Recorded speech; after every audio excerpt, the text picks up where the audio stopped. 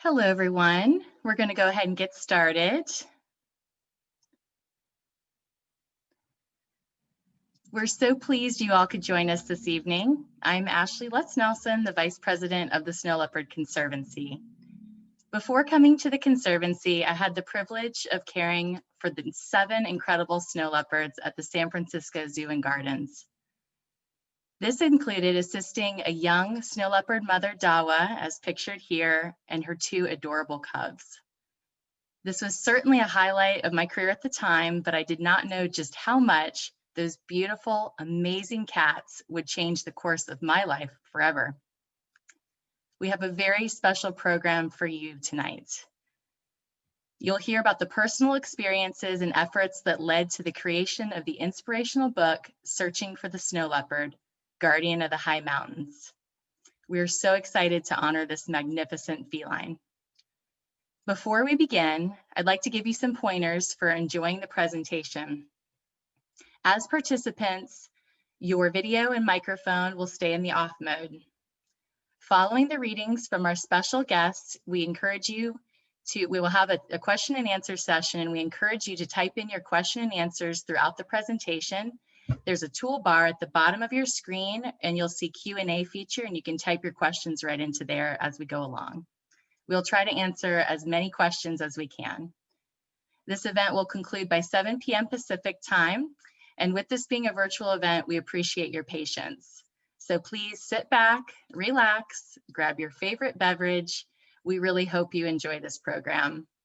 Let's begin with our first speaker, Rosie Lee Parks from Books. She's a bookseller at Readers Books, who's our partner for this evening's event. Welcome, Rosie.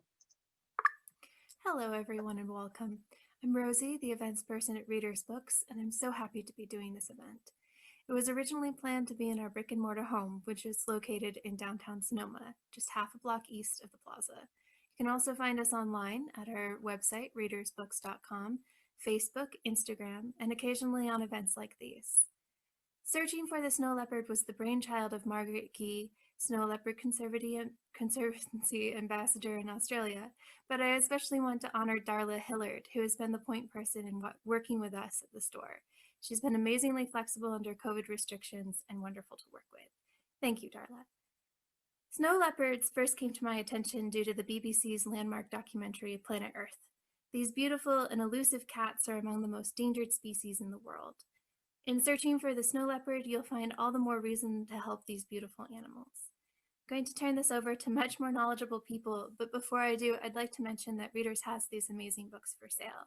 You can find them in the store, on our website, or you can give us a call, the number being 707-939-1779. Now I'd like to welcome the readers of this evening. Thank you.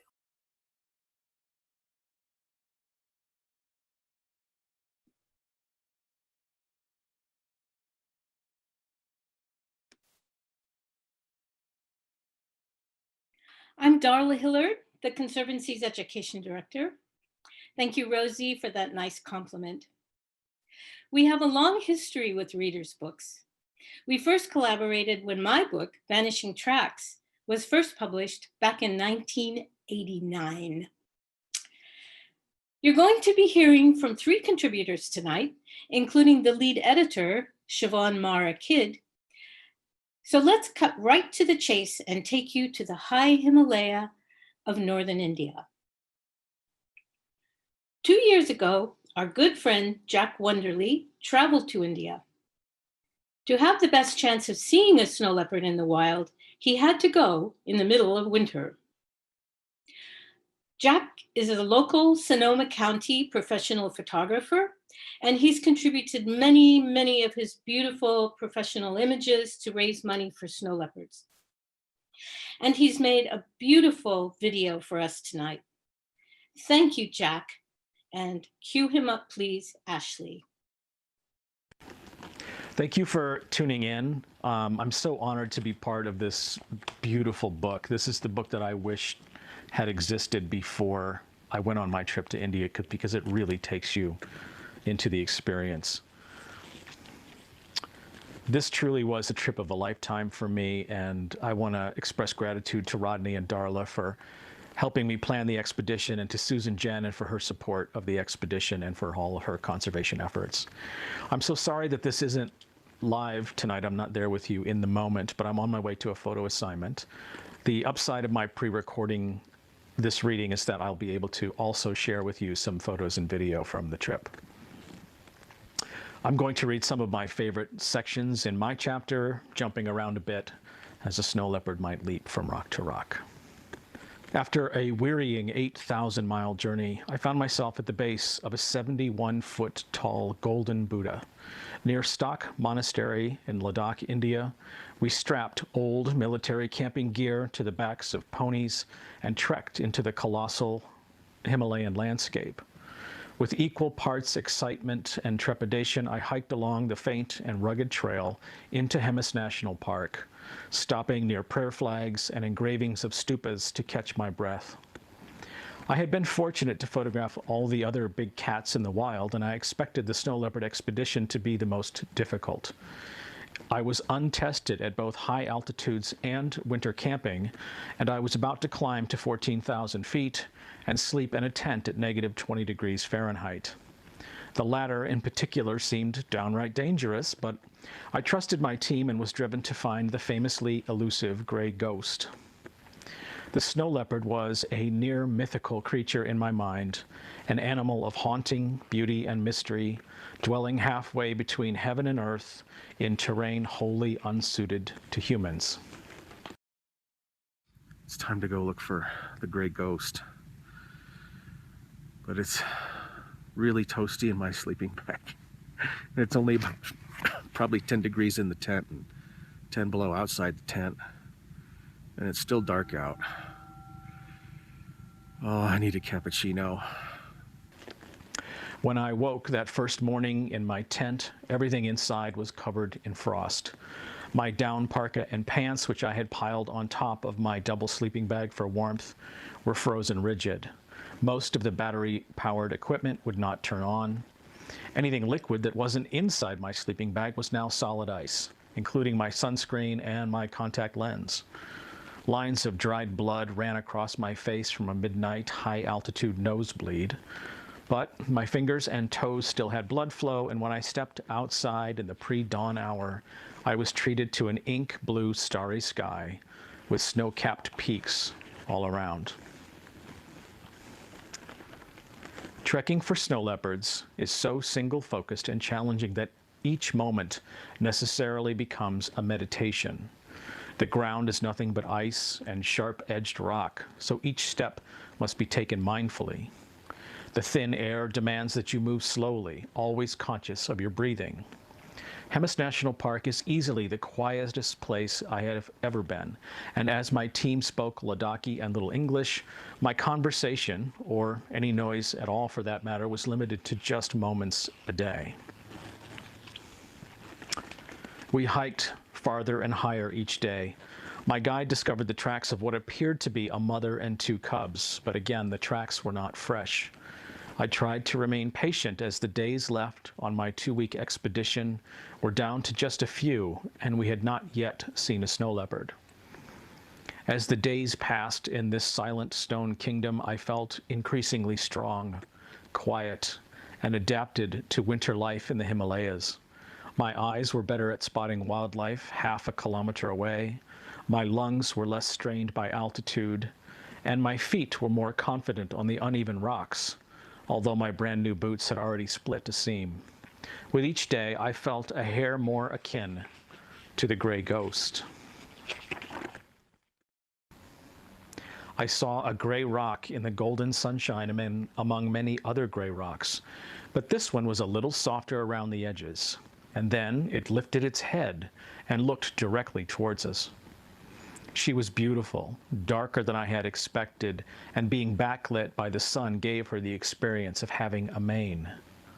We measured her at 600 meters away, much too far for a clear photograph, but I was ecstatic that we had finally gotten a glimpse of one of the world's most elusive creatures. After a few minutes, she stood up and disappeared over the ridge. I was afraid that that was the last we would see of her, but tried to trust that she would inevitably come down to the yak. Our team hid behind another small ridge to ensure that we were not dissuading her from returning to feed on her kill. Finally, as the sun fell behind the jagged mountains, she emerged again and sauntered down toward the yak, but the light was much too dim for usable photographs.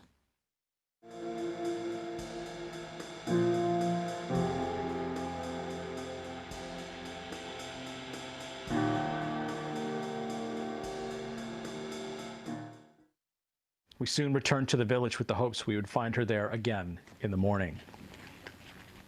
Well before the sun was up, we walked in blackness toward the kill site because we didn't want to risk disturbing the leopard with flashlights. We set up a tent blind about 200 meters from the yak, and then most of the team retreated to ensure minimal noise and movement. As daylight crept up, I could make out the snow leopard sitting right next to the carcass. I had expected to find her high in the mystical Himalayan mountains, but here she was on the edge of a village, seriously injured and at risk of human conflict. Over 3 days, I had a total of 12 to 15 hours with the snow leopard. Fortunately, by the third day, the swelling on her face had diminished. She had cleaned off the blood and her eye looked intact. The last time I saw her, she stood in beautiful evening light, looking right at me. Teary-eyed, I said thank you to her and to everyone who helps protect the gray ghost. For me, the snow leopard represents the precious part of us, mystical and often hidden from the world, that holds great power. Spending time in her world and finally seeing her was like a dream, one that continues to empower me. Thank you.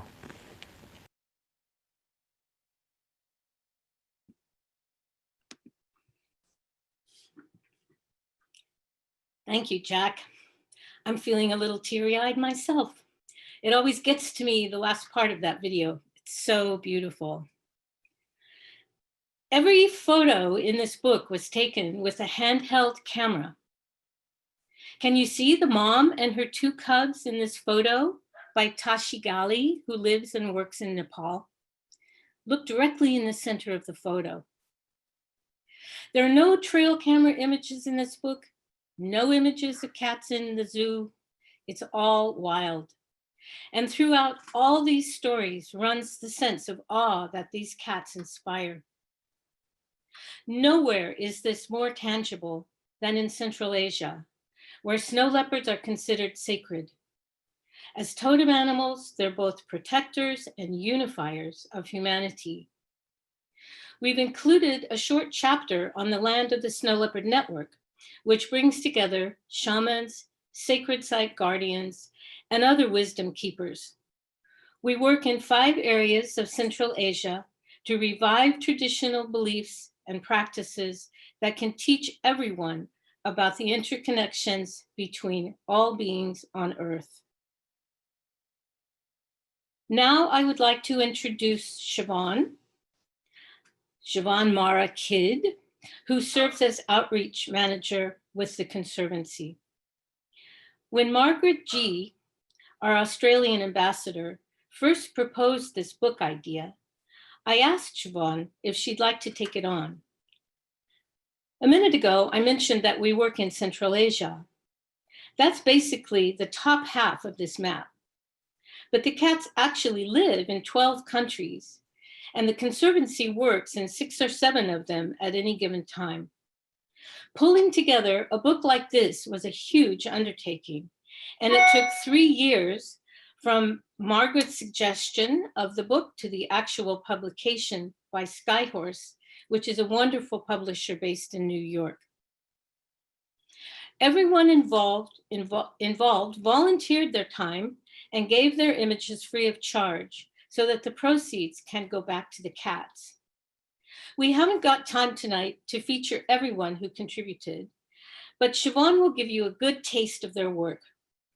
Many, many, many thanks to Siobhan and her co-editor, Bjorn Pearson, for hanging in through thick and thin and for being such passionate advocates for our beautiful snow leopard. Siobhan? Searching for the snow leopard guardian of the high mountains. Shrouded in the swirling snow, she magically appears, climbing effortlessly across the high ridge.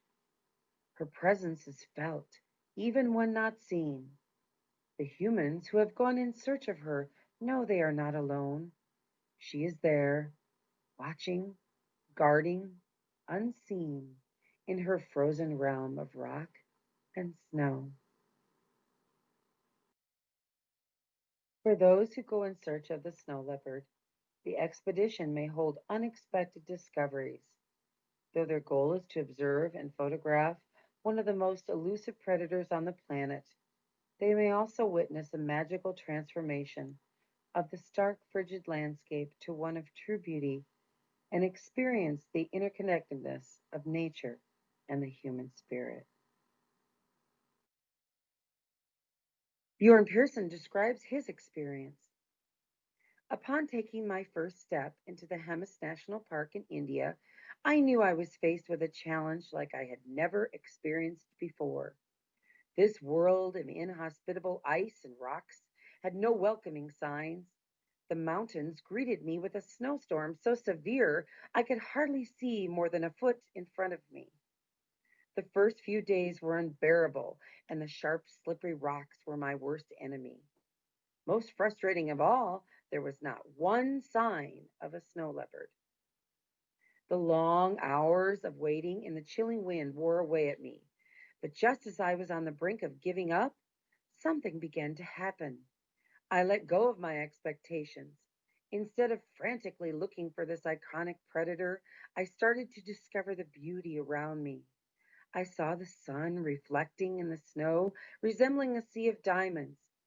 I began to appreciate the fresh northern wind against my face, and I realized that what I first thought was a freezing cold, lifeless hell was in truth a paradise. I felt a peace began to grow within myself. My determination and selfish eagerness were replaced with an overwhelming feeling of gratitude for just being there. I turned my thoughts inward. The long days of waiting gave me the opportunity to contemplate who I was and what really mattered in life. I believe I was discovering my soul. Ultimately, I didn't think about the snow leopard at all.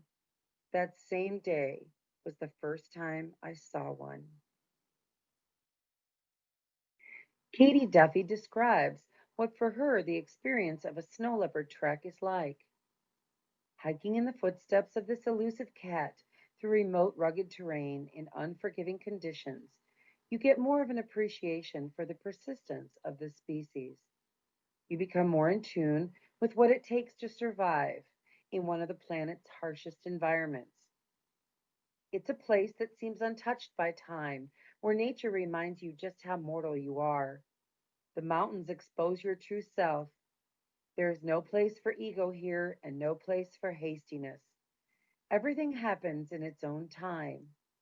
If the mountains wish to reveal their most sacred guardian to you, they will. Until then, all you can do is just be. A snow leopard trek doesn't always end in a sighting of a snow leopard. Sometimes all that is seen is a scrape or spray marking, or perhaps footprints in the snow.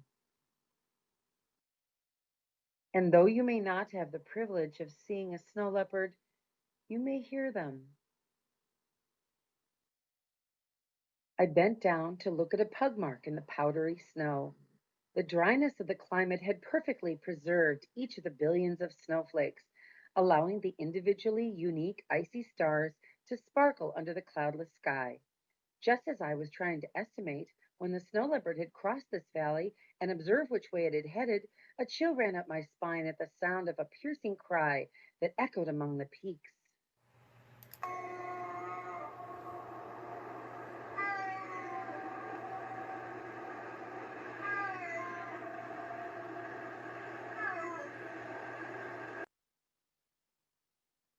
My teammate and I froze. The overwhelming silence of the land was replaced with the rapid thumping of my heart in my chest. One more time, the yowl reverberated into the valley.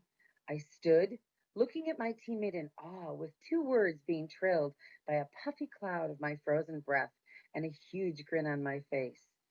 Snow leopard. A snow leopard trek is difficult, given the cold, the altitude, and the terrain. But it is a test of the human character, one that calls for courage, patience, determination, and perhaps most significantly, humility. Imagine it's -4 degrees and the sun is starting to go down. For almost an hour, you've been lying dead still, observing the snow leopard making its way up the mountainside. Only about 200 feet away, it suddenly stops. Anxious not to be discovered, you hardly dare to breathe. Your frozen body is in pain, and ultimately you have no other choice than to change position. There is only the slightest sound of your movement, yet the snow leopard has reacted, your presence having been revealed. Glimmering in the approaching darkness, the snow leopard's icy blue eyes meet yours. Transfixed, you experience a silent communication with the great cat. For no more than a moment or two, it studies you, then turns away and moves on, having acknowledged the presence of its uninvited guest. One of the chapters toward the end of the book explores the legends and folklore surrounding the snow leopard and discusses the spiritual connection people have with this mysterious and awe-inspiring cat. The stories found in this chapter carry the powerful messages that although the snow leopard is of great ecological importance, what resonates with the local community members is its cultural and spiritual significance.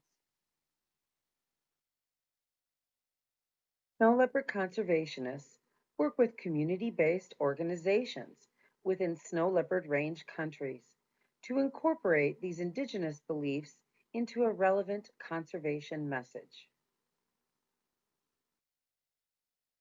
The Snow Leopard Conservancy's mission, which is one of advancing community-based stewardship of the snow leopard through education, research, and grassroots conservation action, is described in the final chapter of the book. I would like to introduce to you Dr. Rodney Jackson, founder and director of the Snow Leopard Conservancy.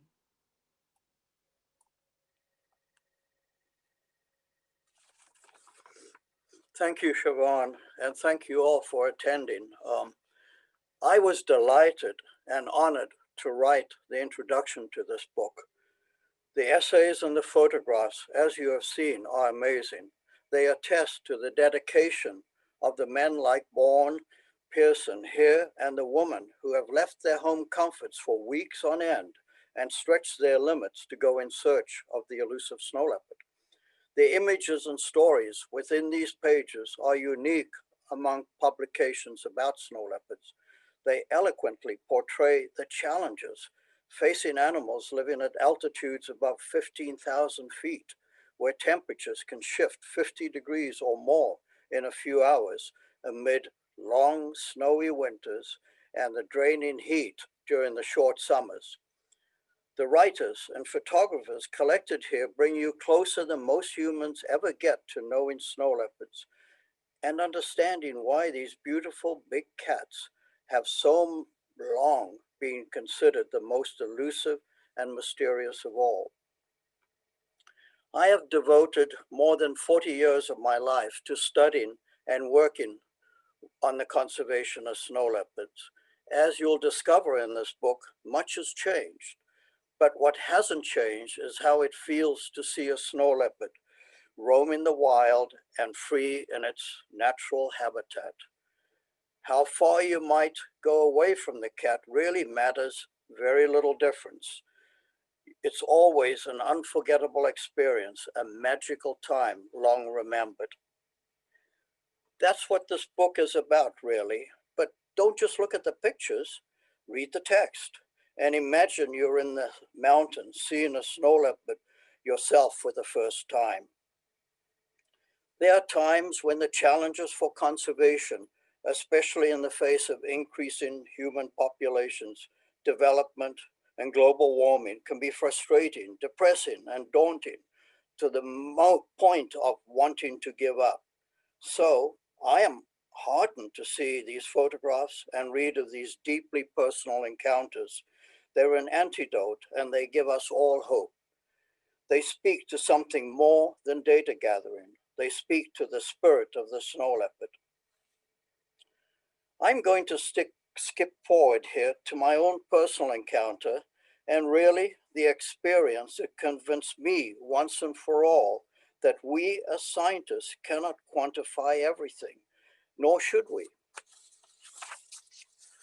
Back in 1982, when I had just sedated the first of 5 snow leopards ever to be radio-collared, I sunk my fingers deep into his fur and took a precious moment to acknowledge his wildness and my responsibility for his welfare. I did not appreciate at the time that what I was really feeling was a spiritual reaction to a momentous experience. That realization came many years later in Mongolia. It was during a particularly trying attempt to collar a snow leopard on a mountain in the Gobi Desert. Needing some time alone, walking away from camp, I noticed a small boulder embedded in the sand. It was unlike any other boulder that I've seen, with markings of a serpent, so plain I could not possibly have missed it. Being a scientist, I wanted to get my camera, but when I returned back to the spot, the boulder was gone. I then walked several transects to try and find it again, but no luck. The more I searched, the more I realized that the boulder had vanished as mysteriously as it shown itself, just like the elusive snow leopard. Suddenly, a deep but tremendously calming wave swept over me, and I knew I was being sent a message to let go of the angst, that everything would be okay. And the next day, we put a collar on the resident male snow leopard, who shared his travels with us until the collar dropped off about a year later. While snow leopards were recently reclassified from endangered to vulnerable, we cannot let up in our conservation activities. Snow leopards still need our help, and this book is intended to serve that purpose, inspiring you, the reader, to see snow leopards, and indeed animals in your own backyard, in a new light of appreciation. Everyone can contribute to conservation. We invite you to share this book, spread the word, visit when we can all travel again safely to one of the 12 wonderful snow leopard countries where people are working to coexist with this cat. You can also sign up for our monthly e-newsletter and make a donation. So on behalf of the Snow Leopard Conservancy, I offer my deep appreciation to all the contributors to this book for sharing their artistic and literary skills. Thank you very much.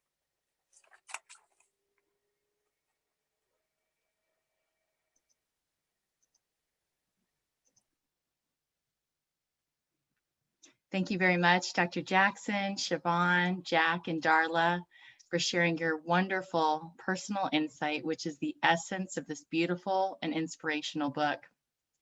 As a reminder, Searching for the Snow Leopard is available through Readers, Books, or your local independent bookseller. Thank you for supporting independent booksellers. I'll put the link directly to Readers' website in the chat before the end of the event. Also, you can sign up for our e-newsletter to receive the most up-to-date information about snow leopards, their conservation, and more upcoming events. You can do this at www.snowleopardconservancy.org. This concludes the readings portion of the presentation, and we will now open it up to the question and answer session. Speakers, please turn on your microphone and video. And please, participants, if you haven't already, please add your questions to the Q&A tool at the bottom of the screen. Hi, Ashley. I'm just going to turn my phone on so that in case Jack is able to call in and answer anybody's questions for him. I'm here. Oh, woo, he's here. Yahoo. Can you hear me? Yes. Hi, Jack. Hi. Hi, Jack. Hey, Jack. Hi. Hi, let me just get the question and answer up here. So glad you're able to join us. Okay. Okay, we have a couple of questions. Thank you all for joining so far. We have a question from Varpu. He says, I've always wanted to know if snow leopard fur is as soft as it looks. Does it feel soft at all? Shall I answer that? Or Darla? Yeah, I certainly could. It is as soft, it's softer than it looks, especially on their bellies. You may be the only one who's ever felt a snow leopard belly. It was hard to let go, to let the animal go. You just wanted to keep feeling that soft cashmere-like fur. Yes, it's even softer as it looks, and they have an amazing underlayer which really keeps them warm. And the cubs all have guard hairs as well, which offer extra protection to keep them nice and toasty. Okay, we have a question. Are snow leopards still alive? Does that mean, I think, are snow leopards still in the wild? And yes, they are. They are considered threatened, and the numbers are challenging to get estimated, but they're estimated at around 4,000 to 7,500. Next question, how big are they? What do they weigh full grown? Rodney, do you want to take that? Yeah, I can. They're about, the body from nose to base of tail is about 3 feet. The tail is another 3 feet long, and they weigh anywhere between about 85 pounds and maybe 120 or so. So they're the size of a large dog, I suppose. Yes.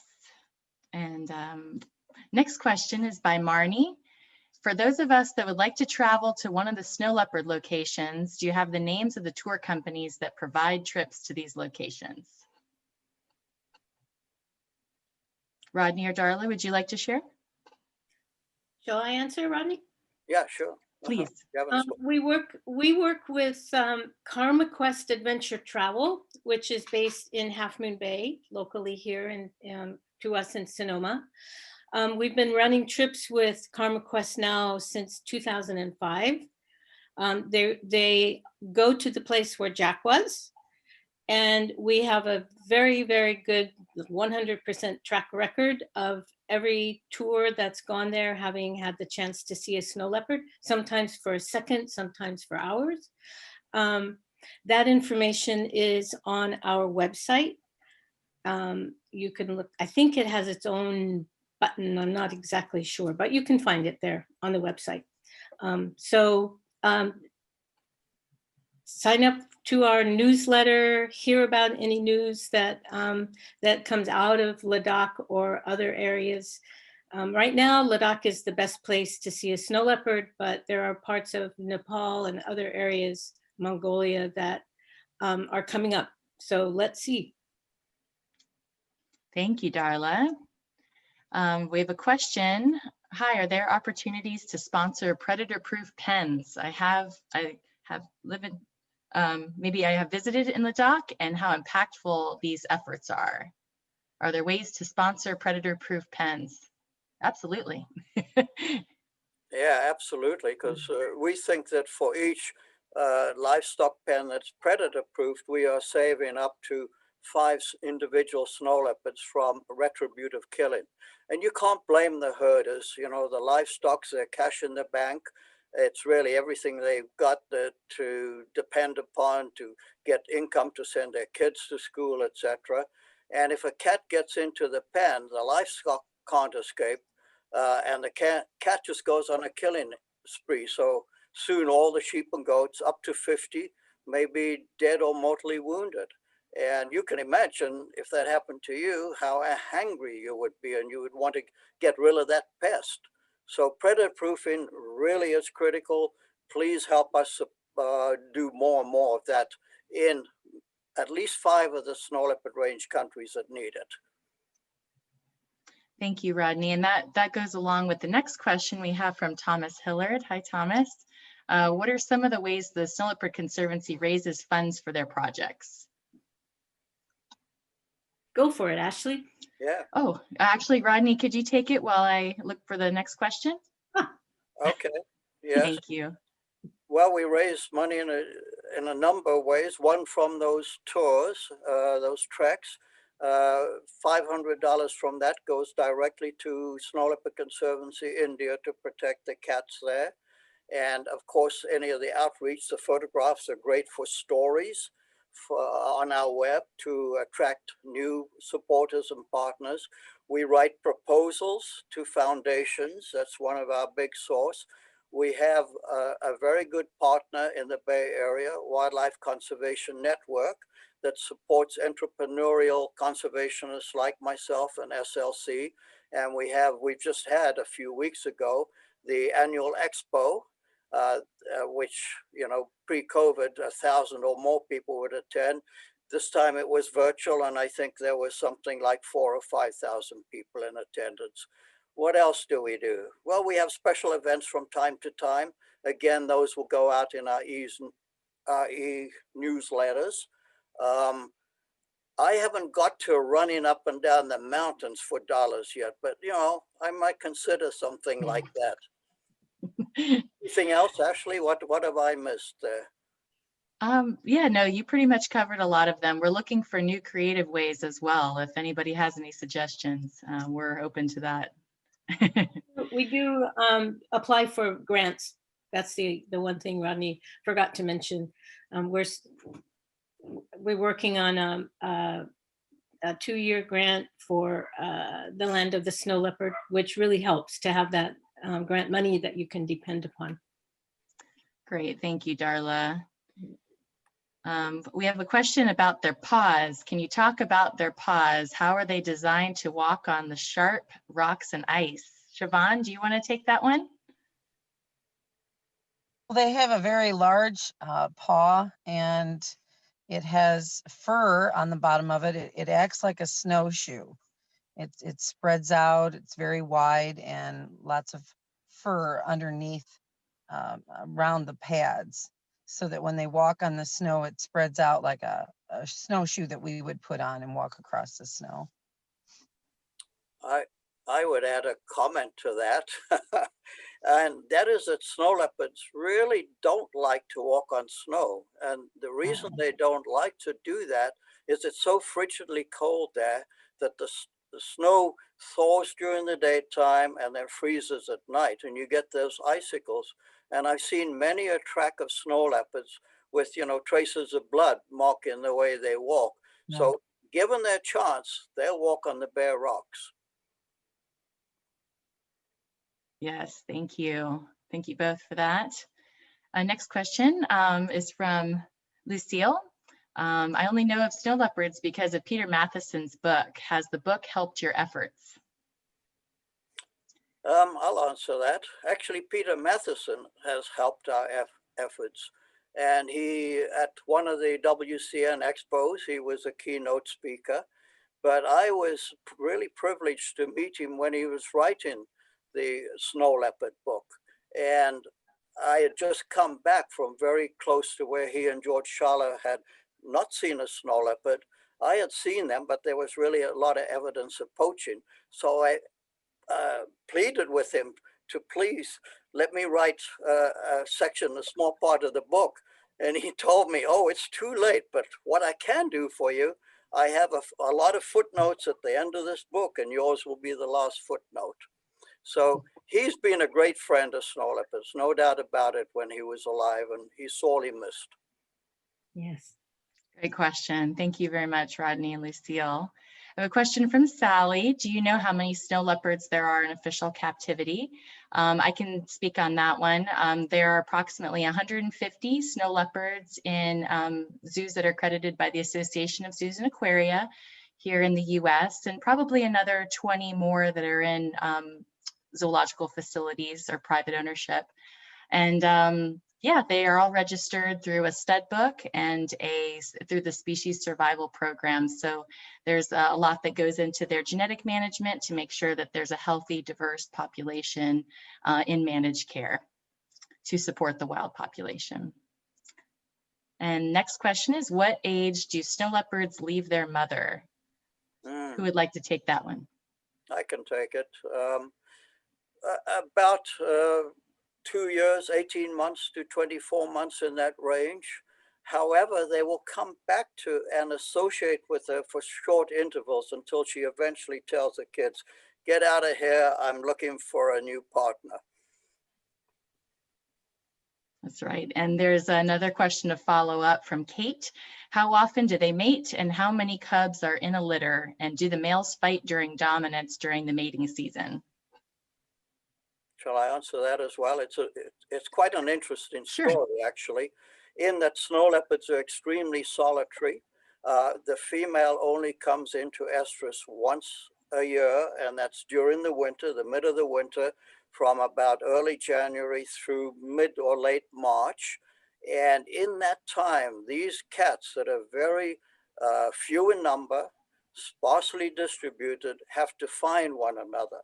And that yell that you heard that Siobhan played for us is how they find one another.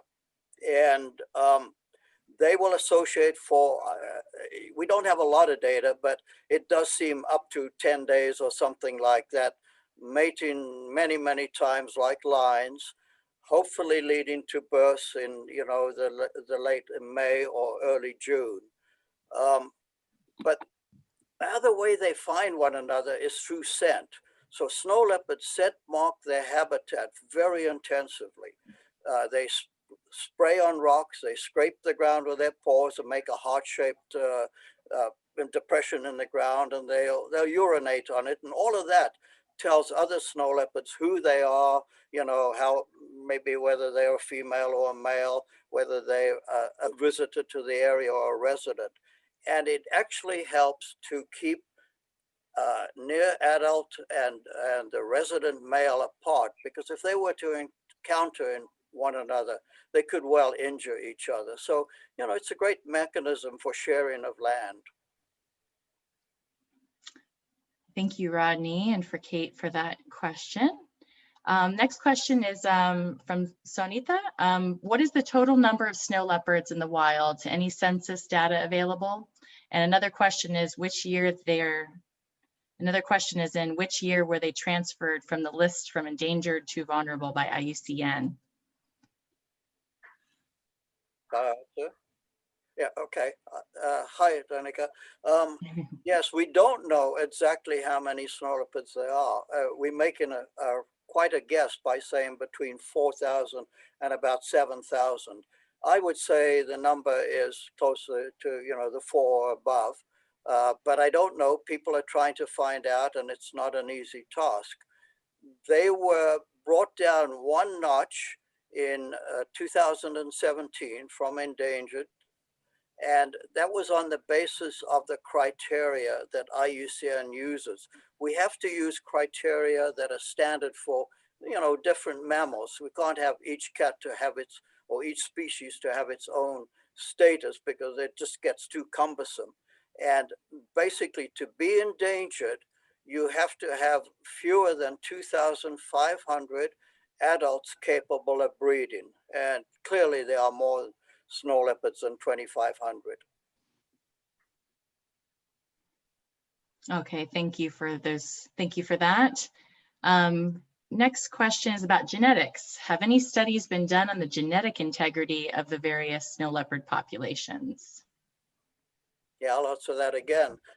Yes, again, SLC was pioneer in this with our associate, Dr. Jan Janeska, who's at Duquesne University in Pittsburgh.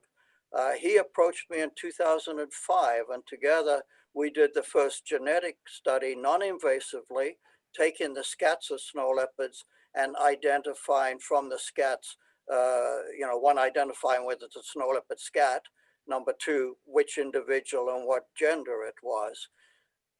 About 3 years ago now, after collecting something like 500 or 600 scats from across the snow leopard range, most countries, not all, Jan has analyzed them and has identified 3 subspecies.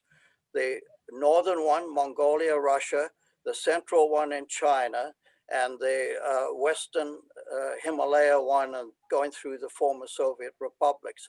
And what's sort of interesting about it is he traces this divergence back to one of the earlier ice ages. So presumably snow leopards got isolated on the edge of the Tibetan plateau, which has been uplifting all this time, and evolved into slightly different races.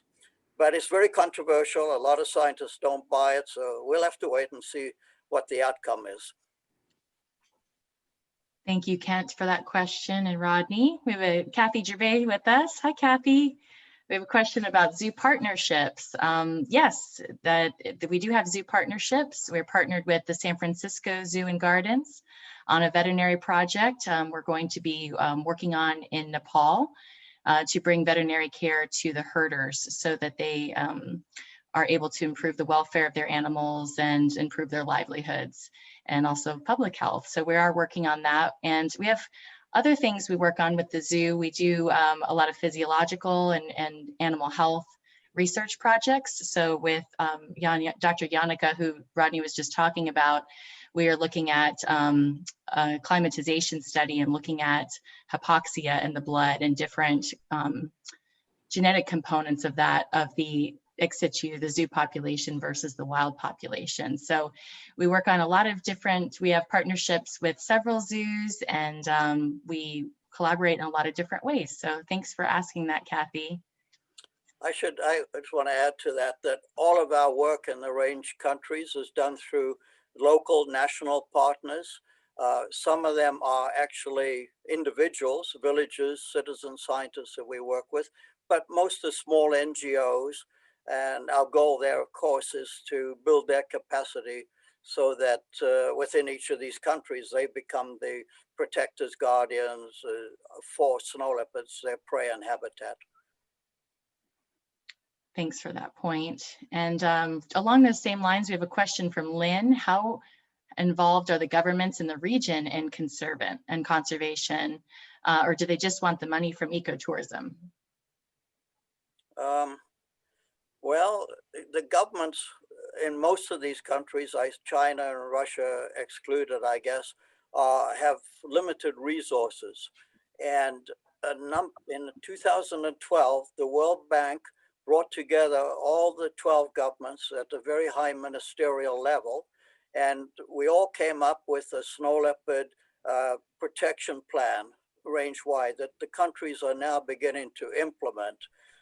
Implementation is varying. Some countries are quite a way ahead, others are not, but at least they've agreed on having 22 landscapes across this vast area that can support at least 100 snow leopards each, that they have enough prey, that the local communities are involved. I think it's going to take a decade or so for us to reach those goals, but at least we have the framework in place. Great. Thank you for that. And thank you, Lisa. She clarified that she sponsored a pen in Ladakh. She was the one that asked about the predator proofing, if we're still sponsoring. And we got another question about how much a predator proofed pen costs, which I understand it's about $3,000 US with materials and transport. Is that correct, Rodney? Yeah, it's around that range. It depends what kind of pen we do and how much we improve an existing pen versus we making a new one. And how many households are involved in that pen, because we try to get households to work together. That can be a challenge, of course, but the more we can have households sharing a particular pen, the fewer pens that we're going to have to build and the more we can cover the range. Great. We have time for a couple more questions here. We've got a comment from Brian Peniston. Thanks, Brian, for joining us. He says he'll contribute the first $200 to see Rod run up and down the mountain. Who's willing to match him? You'll probably beat me, Brian.